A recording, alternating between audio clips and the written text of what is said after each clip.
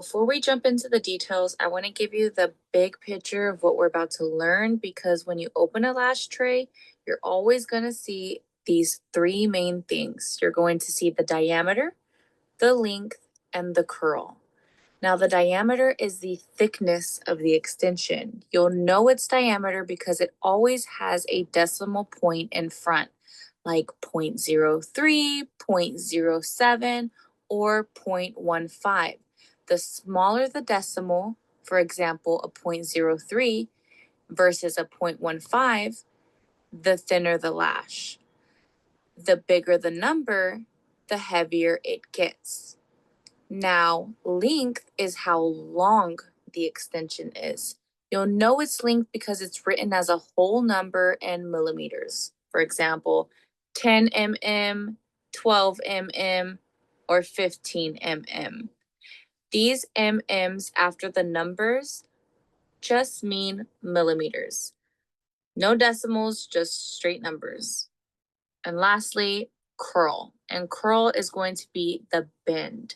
You'll see it written as a letter C, C, C, D, L, M, J, B. I mean, there is so many curls, guys, but we're going to tell you the main ones, the basics, the ones that you're going to be utilizing more often. And it just tells you how dramatic or subtle, the lash curves are. So remember this cheat sheet. The decimal is diameter, if it has a decimal in it. The whole number is the length, and the letter is the curl. So once you see that, the tray stops being confusing. It's not a code anymore. It's literally a language. And today I'm going to teach you how to read it fluently. So let's talk about diameter. So diameter just simply means about how thick the extension is, right? This is not how long it is, not how curly it is, just how thick it is. And the easiest way to remember it is to draw an arrow that starts with thin on the left side and it gets thicker as it goes to the right. On the very beginning of the arrow, I want you to write the number 0.03. Now, I am aware they have 0.02s now, but for just easy numbers and just for you to learn the concept, write 0.03 on the furthest left side of the arrow. And then gradually go increasing 0.05, 0.07, 0.10, 0.12, and 0.15, which would be on the furthest right of the arrow. So on the skinny side, we have the numbers like 0.03, 0.05, and 0.07, right? These are super thin. Think of them like little threads. They're light, they're flexible, and they're easy on the natural lash, right? In the middle, we're going to see the sizes 0.10, 0.12, and 0.15. So these are considered medium, not too thin, not too heavy. Of course, the more thinners are going to be the 0.10 and 0.12. This is just the average zone that feels most like a natural lash. So people who love more of a natural set, these are perfect. I personally use 0.15s for my classics. But on the thicker end, you're going to see 0.18s and even 0.20s. Now, these are just heavy, bold, and can put a lot of stress on the natural lash if you're not careful.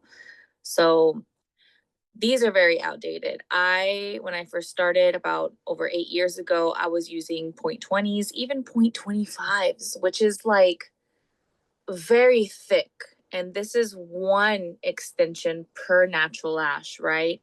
And naturally, your eyelash is going to look around a 0.07, 0.10 maybe, some 0.12s, but never 0.25. This is like double the weight of the natural lashes. You just do not want to do this. So the golden rule to remember, like I said, the smaller the decimals is the thinner and lighter the lash, and the bigger the numbers, they're just going to be thicker and heavier. And that's it. Diameter doesn't change the style yet. It just tells us how much weight that extension is carrying and how wide per se it is. It's like you're comparing a thread to a thick rope. okay? Or think of it as different plants. You'll have a thin vine, you'll maybe have a bamboo, and then you'll have a tree trunk, and then you'll have an oak tree trunk, right? They just gradually get bigger. Later, when we mix diameter with curl and length, you'll see how it all comes together. Diameter's thickness. What does this mean when I'm building a lash set? So this is where we separate the world of what is classic and what is volume. Now, classic just means one extension, one singular extension goes on one singular natural lash. That's it. 1-to-1 ratio. Now, volume, on the other hand, means you're placing more than one extension on a single natural lash, usually in a little fan. So this is where your tweezers would pick up multiple hair fibers versus a singular one, because a singular one is classic. So here's how the diameters line up with these two categories. So on the thin side of the arrow that I told you guys to draw out on the left side, like I said, you have starting off on the furthest left side, 0.03, next to it, 0.05, next to that one, 0.07, getting more to the right. So these 0.03, 0.05, and 0.07, these are going to be your volume diameters. Why? Because they are so light, they're so thin, you can safely bundle several of these together on one natural lash without overloading it, right? So usually zero point 0 anything, just know that's going to be volume. So in the middle zone, you have your 0.10, 0.12, 0.15s immediately following the 0.07. These are your classic diameters, right? They are thicker and they only use 1-to-1 ratio, but the 0.10s you can get away with using two if the natural lash is very healthy. It would kind of equal the weight of a 0.20. So the 0.13 and the 0.12s, the 0.15s, the 0.18s, all that is going to go towards the thicker side. But on the most heavier side, you're going to have your 0.18s and 0.20s. So these were just, like I said, used for classics back in the early days, but now they're known to be a little too heavy for the natural lashes. So we just really don't recommend them anymore. I don't.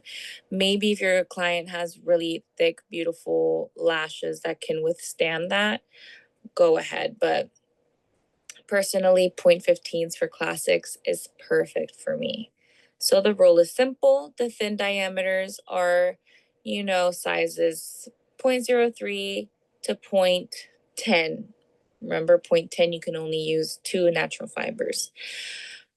Now, medium diameters is 0.10 through 0.15s. This is just classic, and the super thick that we're just trying to retire is the 0.18, 0.20s, and even those crazy 0.25s. So once you understand that, you'll never be confused looking at a lash tray again. You'll know that decimal means diameter, and the diameter tells you whether you're working in the classic world or in the volume world.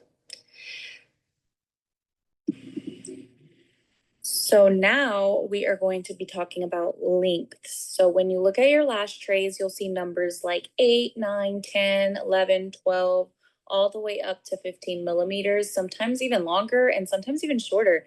But those numbers aren't random. Those numbers tell you how much of an extension you're adding onto the natural lash, adding length, right? So here's what you need to know. Numbers 8 through 9, even 6, 7, 8, 9, these are going to be your shortest extensions. They're perfect for the inner corner of the eye, perfect for bottom lashes. Bottom lashes, I recommend like 4, 5, 6, 7. I wouldn't personally go longer than that, but it's all subject to your artistry. Or they're perfect for creating a very natural conservative look. They're much shorter lengths, right? So let's talk about the middle, sizes 10 through 12. This is what I like to consider the safe zone, it's the sweet spot. These lengths tend to flatter most clients with looking Not too heavy, but still looking a little fuller and giving you that everyday wearable set. Okay, so now the next one is 13 through 15 and beyond. So these are the links where we're getting into the drama. These links are show stopping, but they are not for everybody. They can be risky if they're used across the entire eye because they add more strain to the natural lash, especially because people's lashes aren't as long as 15s for most of the time. Most of the time, they have lashes as short as 9, 10 millimeters. You know what I mean? So putting a huge extension that's very long on top of a baby lash that's not even, let's say, 9 millimeters is kind of like you're putting a military backpack on a baby. I like to look at it like that, and I like to say that analogy because that's as dramatic as it actually is. So this is where a lot of beginners go wrong. They think longer always means prettier, but it doesn't. Longer just means it's more noticeable, more dramatic, but also more responsibility on the lash line. So the trick is balance. So a short lash in the right place can make the eye look bigger and brighter than a long lash placed carelessly, right? Because we create balance on the eye. That's why you'll often see me mixing lengths across different zones of the eye, which once we start getting into mapping, you're going to see this much more in depth. So remember the golden rule. Short lengths create structure, mid lengths create fullness, and long lengths create drama. Okay. You need all three to design a set that looks good and protects the natural lash. So when you pick up a lash tray, don't just see numbers. This isn't the numbers that have the decimal in front. These are the numbers when we're pertaining to length. It's going to be the numbers that have the mm next to it because it means millimeters, which is length. Remember, millimeters is length. Millimeters is length. Repeat it to yourself. And when, every time you see the you won't confuse that with diameter like we just covered. So make sure you see that and see how those links can work together to frame someone's entire expression. Now that we've gone over length and diameter, let's get into the lash curl.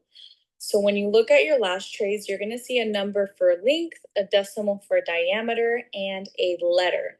And that letter is going to tell you the curl of the lash, which is the bend of the lash. So the curl is one of the most important parts of the design, but also one of the areas artists struggle with the most. So here's something that you need to know right away. Curls are not perfectly consistent across every brand. What one brand calls a C curl, another brand might label as the C curl.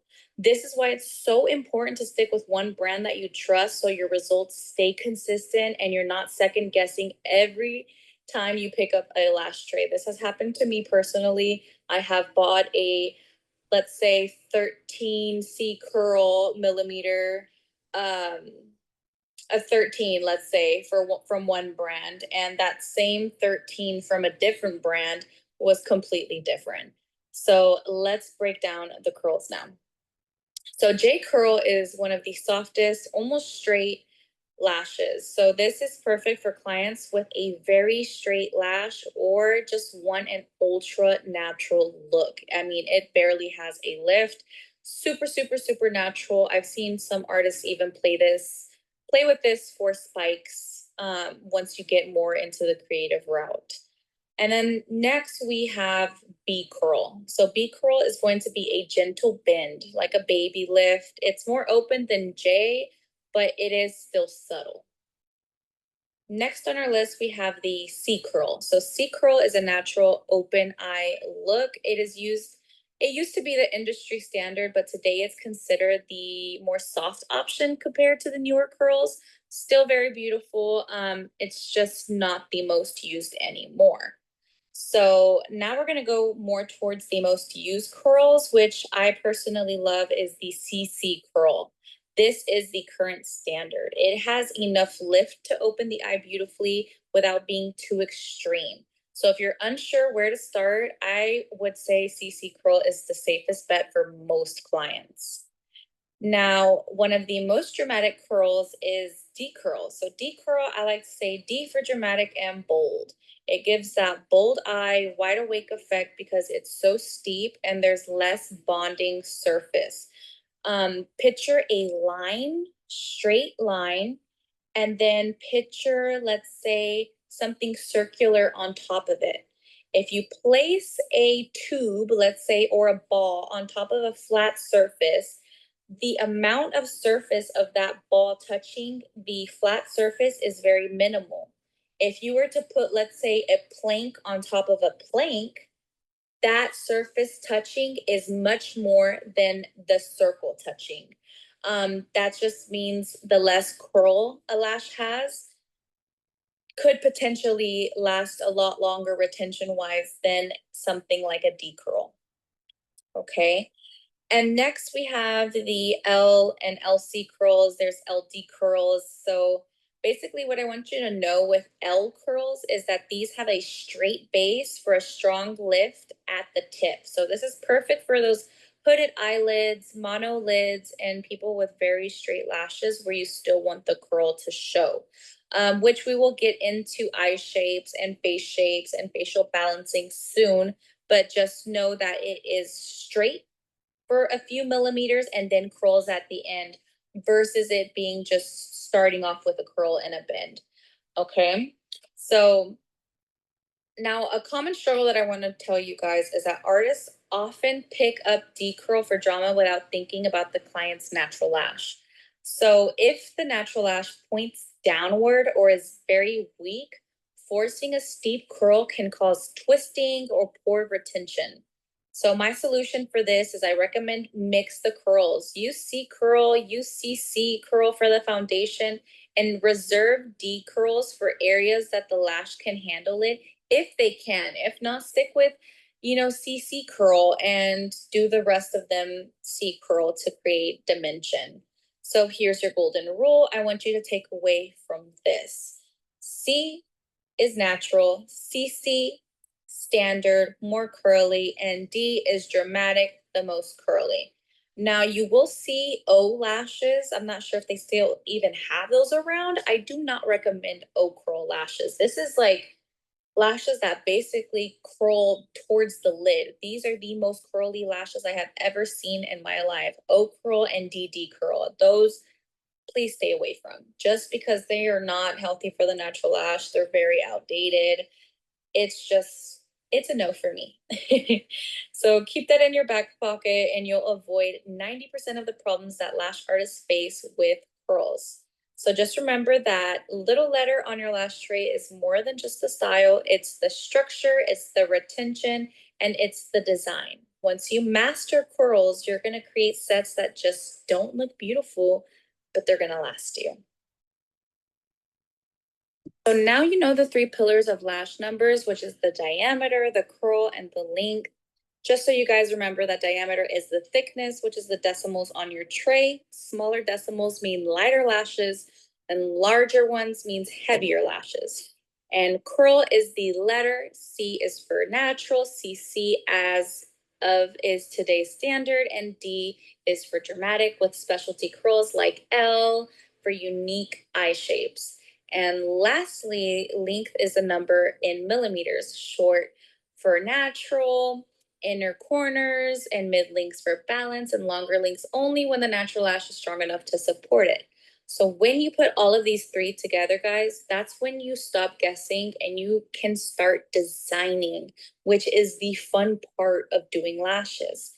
Okay, so you're not just sticking on extensions, you're speaking the true language of lashes where every number matters for both beauty and the set you're creating, but also retention.